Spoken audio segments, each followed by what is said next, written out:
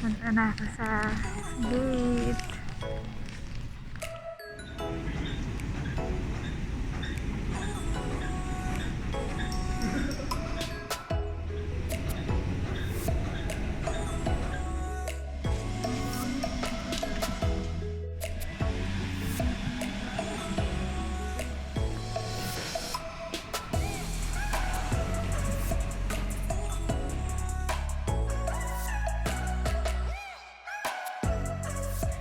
Kasi kanina ba ako gising 2:30 a.m.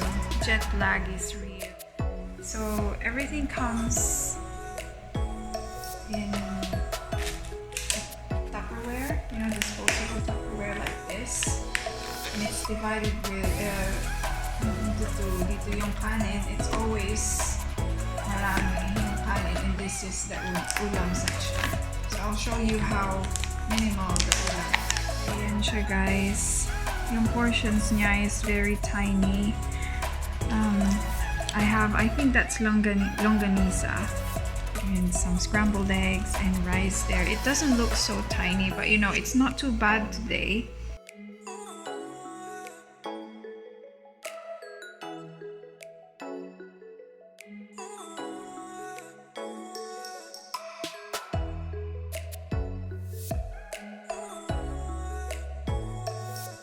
So guys, inayos ko na yung bed ko. Kasi baka ma-tempt na naman ako na matulog ulit. Kasi natulog ulit ako after breakfast. So, dahil naayos ko yung bed, i-open ko yung blinds para medyo maarawan yung mattress. I don't know when the last time na pinalinis nila to. Kasi minsan maalikabok masyado eh. Ayan, so this is the view from my window, from my bedroom. A cup of coffee. Nagdala kasi ako ng favorite coffee ko. Just one sachet for traveling. I made myself a cup of coffee para magising ako. I will attempt to stay awake until later tonight para yung tulog ko is mas maayos naman. Kasi laging natutulog pa ako for siesta during the day. Hopefully, hindi ako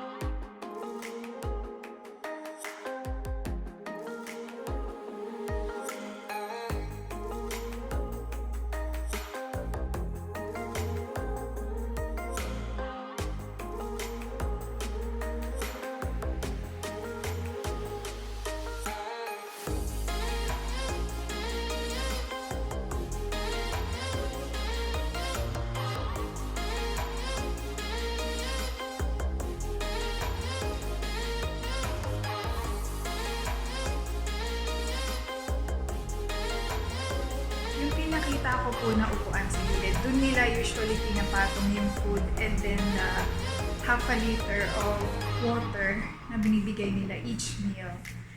So, tapos may tig-isa kaming basurahan right beside. Ganun po siya. Iniiwan lang nila yung food.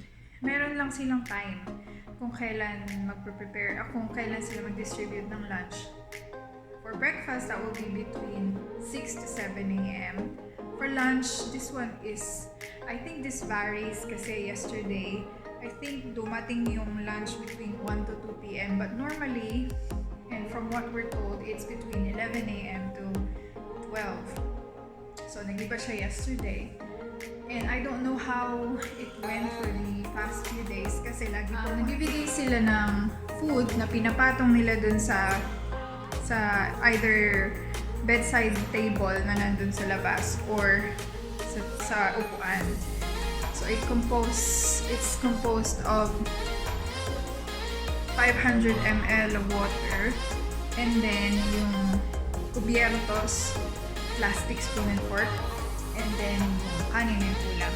Same lagi yung itsura niya na Tupperware, and the water is from Summit.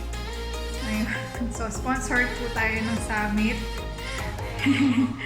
So, So, ayun po, yung nangyayari. So, I decided to include this in our video today kasi I'm not gonna make another video about my quarantine experience, and I'm already on day 5 of my quarantine experience, and I'm expecting to be swamped today as well. So this portion is to give you tips.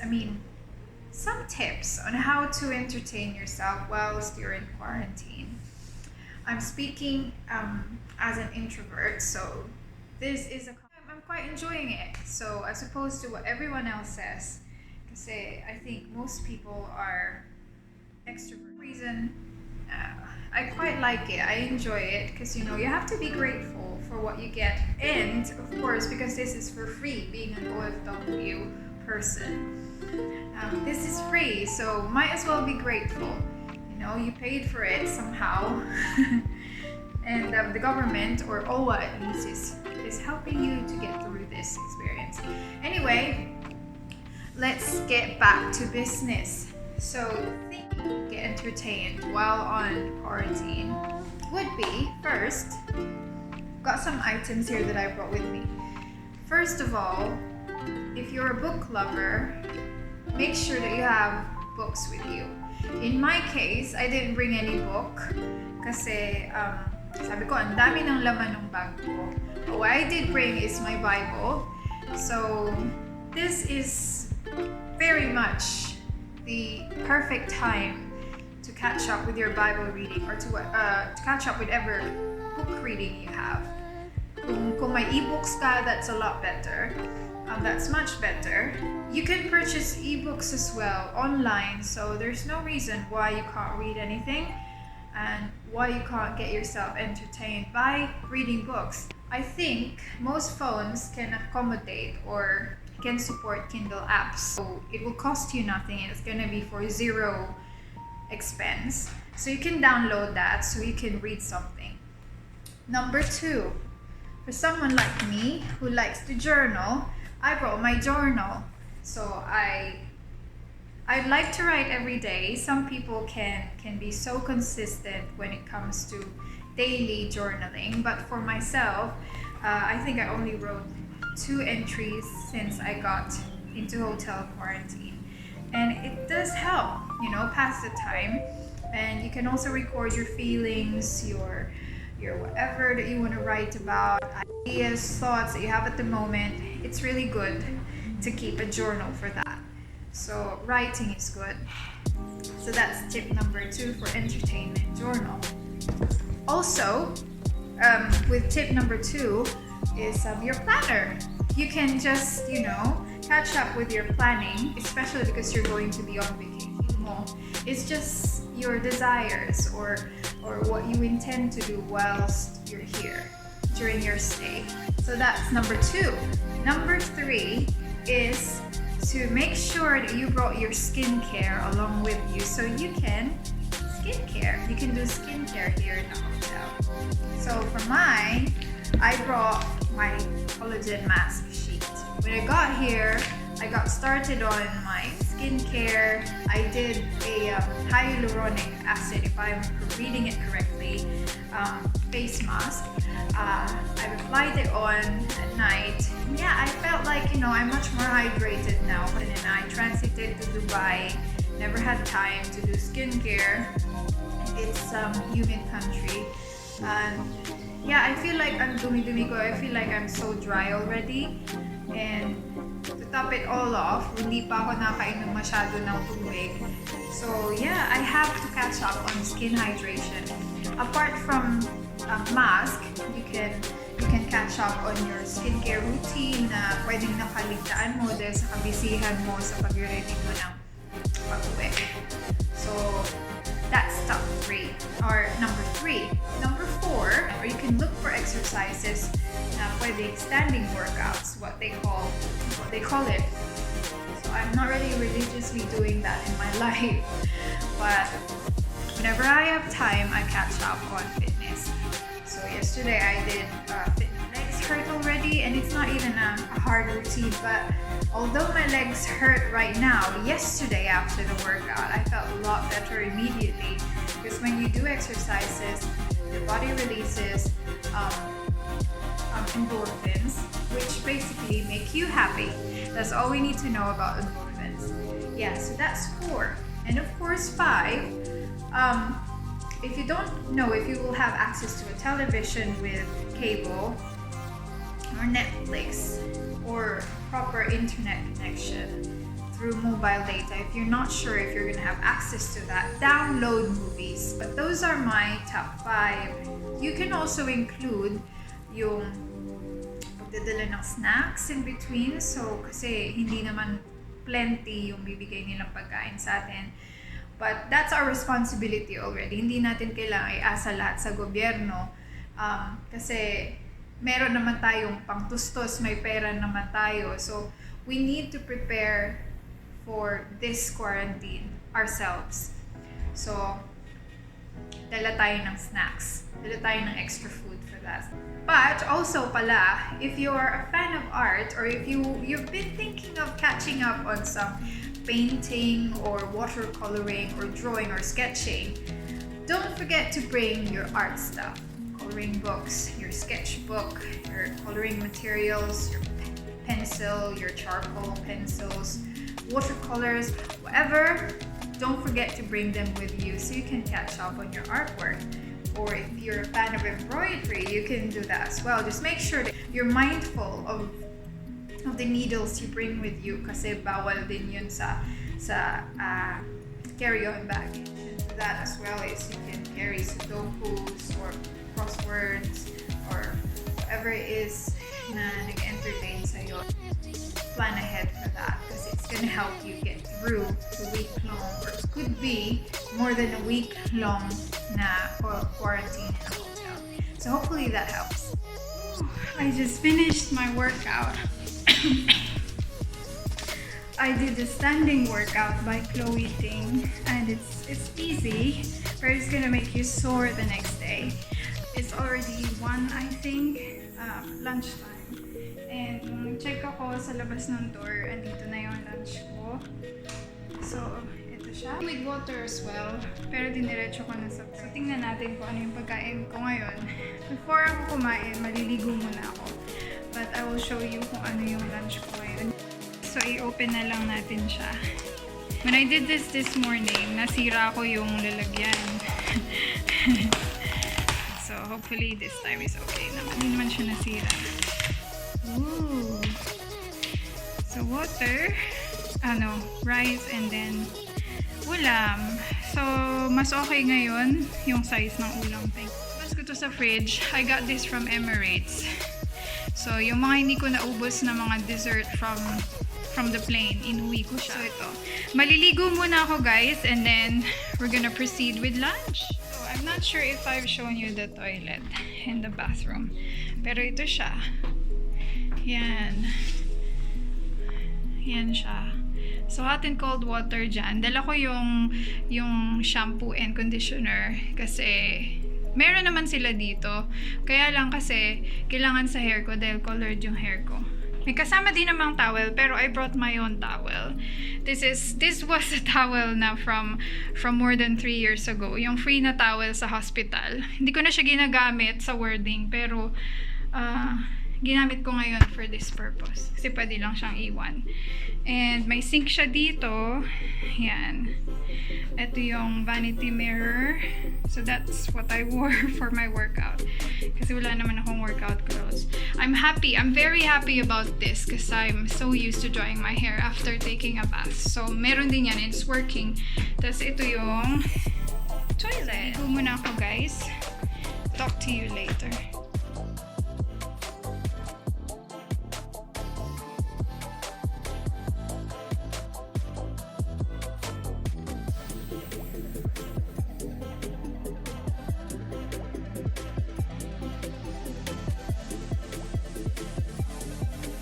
Tapos na yung swab ko. Hopefully, may result na agad tomorrow.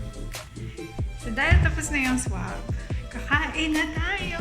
Kasi baka malamig na yung food. Dahil naligo pa ako after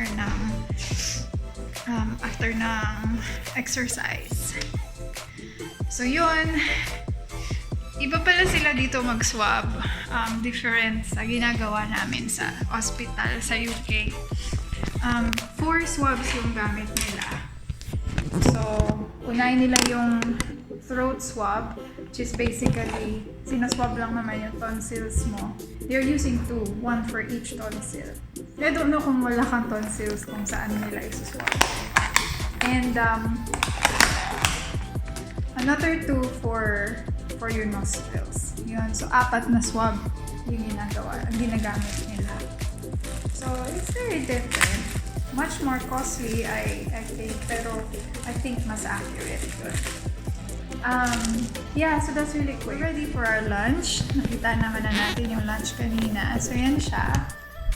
Kakain lang ako, mabilisan lang. And then, ano kayang gagawin natin today, no? Ang dami natin pwedeng gawin eh.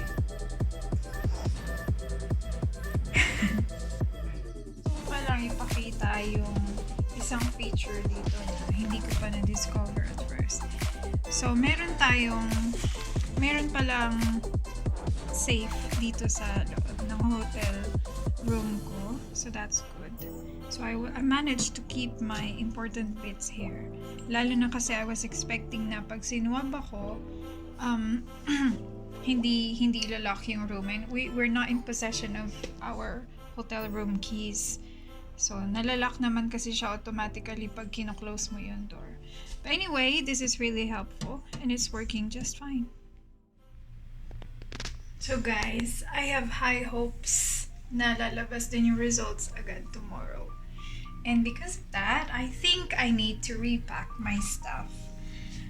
Kasi halos lahat nung gamit ko nilabas ko. Especially yung mga damit and all that. And yung mga skincare and all that.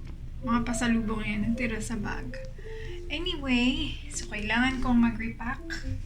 And then hopefully maging ready ako by tonight. In anticipation na uuwi ako tomorrow. So pray for me na makauwi ako tomorrow. Yep. So ito yung mga bagahe ko, guys. Marami dito is natanggal. Kasi nga, nagtanggal ng mga gamit ko, mga pambahay, ganon. So, ito yung mga pasalubong na bag. I'm gonna go and repack my things and I'll update.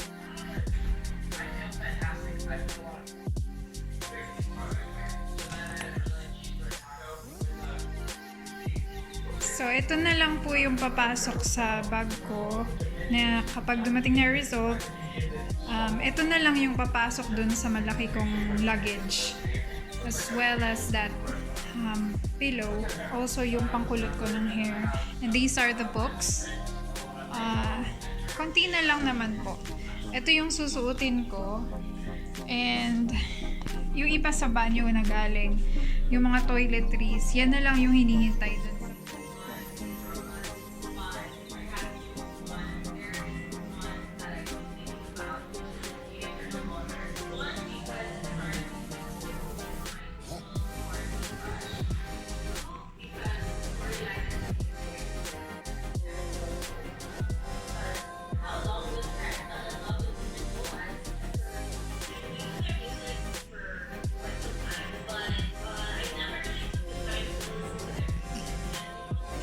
Yung paghiga-higa ko kanina, nakatulog na naman ako. And then, I woke up feeling so refreshed and excited to go home. Hopefully, I get to go home tomorrow.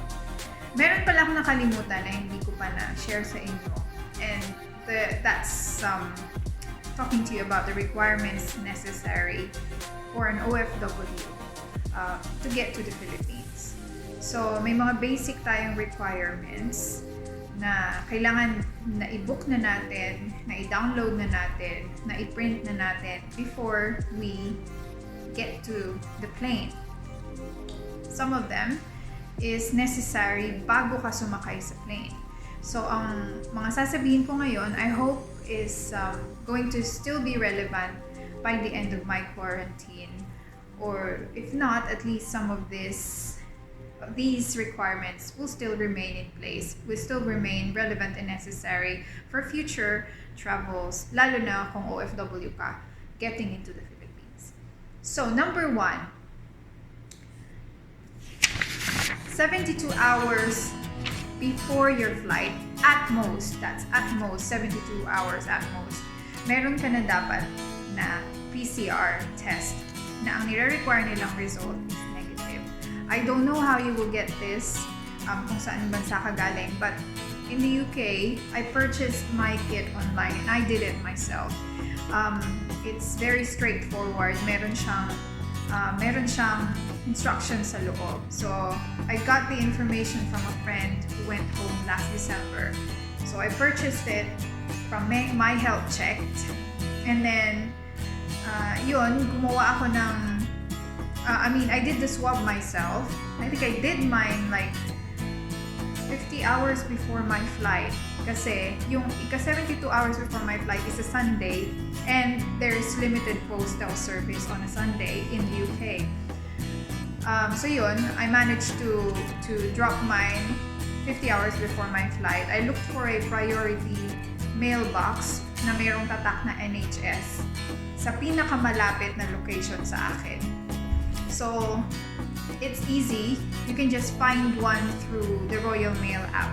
So if you're in the UK, try and do that. There are other avenues kung saan makakabili ka ng PCR swab test prior to your flight. So there's numerous ways how to do that. Meron din naman from gov.uk, I heard.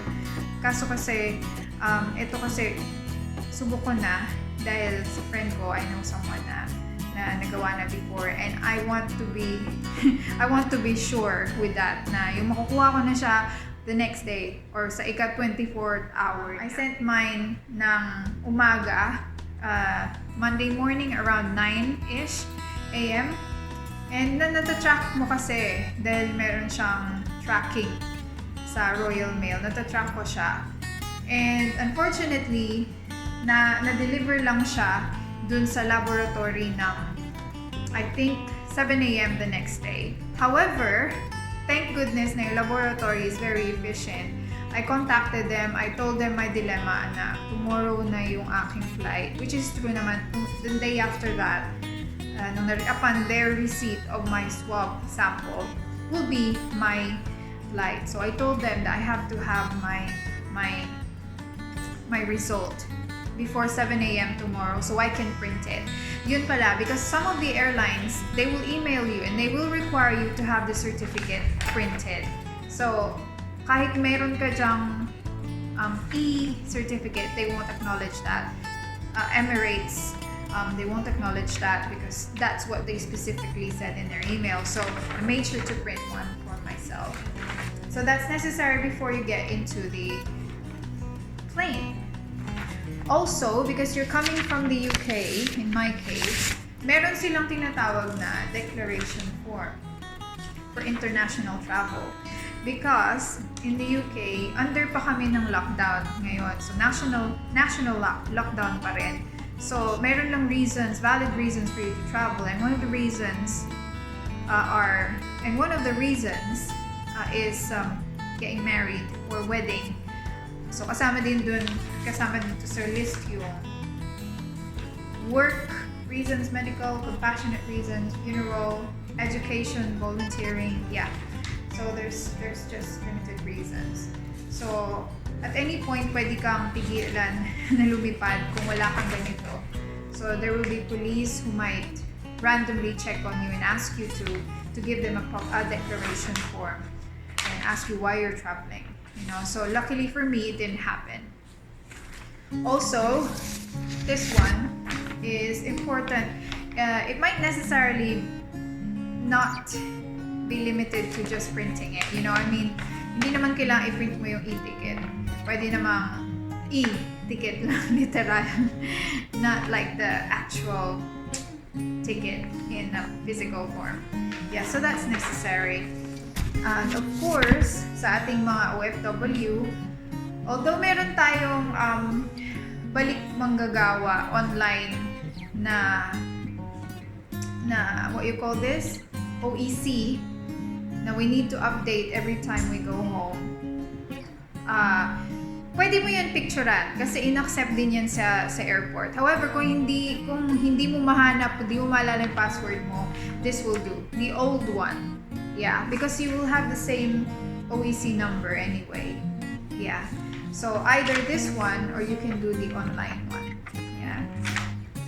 Right, but of course your passport, you have to make sure your passport is with you and it has to be. From those I've shown you, meron pang iba. Like you have to register to Red Cross, yung ECIF. It's a case investigation form which is electronic.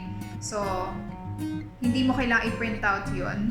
So, you will know na tama yung ginawa mo kasi mag-email back sila sa'yo with the barcode and with the QR code, and then there's a number there or what I call this, combination of number letters that you have to screenshot kasi kailangan yan.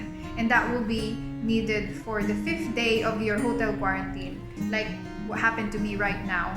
Ni-require nila yun kasi they're gonna use that to track your samples and to label your samples with. Also, you are required to download the Trace app. Although, hindi naman talaga nila chinek yun sa airport. But I think it's good for when you do home quarantine na. So they can trace you, or is sort of similar to the track and trace in the NHS. So, kasama yun sa requirement. And, there will be 2 forms na ipapapirma sa'yo while you're on the air. Is it on the air? Yeah, while you're in the plane. So, there's gonna be the yellow form, which is a health declaration form, and then the other one, immigration form, which was the old one. Yeah, so you just fill it in. And when you get to OWA, they're gonna ask you to fill in another form. That's small slip lang naman, which what they call as a project care slip. Yun. So, I think yun lang naman yung mga kailangan natin. Also pala, there is what they call OASIS. You have to update your OASIS. It's for OFWs as well. It's under OWA. It's different from this one because this is under DOLE, the OEC. OASIS is for OWA membership. So yun lang naman. You don't need to print that, the OASIS thing. But katulad nung ECIF, you will know na nag-get through yung registration mo kung naka-receive ka na ng email from them. So yeah, that's all you need to do, those things. So guys, it's time for me to get up. Sarap buhay eh. This could be the last afternoon I'll have here, you know. Kasi pwedeng makauwi ako agad tomorrow. I don't know. I'm hoping. My expectation is high. So I'm going out. Well, not out. I'm just heading out just to check if my food is ready. So yan siya guys. That's how it looks like. And this is where I get my food. So hindi pa nakuha nung iba yung food nila. So this is mine. It's right next to my door. They've emptied my trash bin. That's good. So nag-o-auto lock po ito. Hindi ko siya i-lock. But later I will get back to that.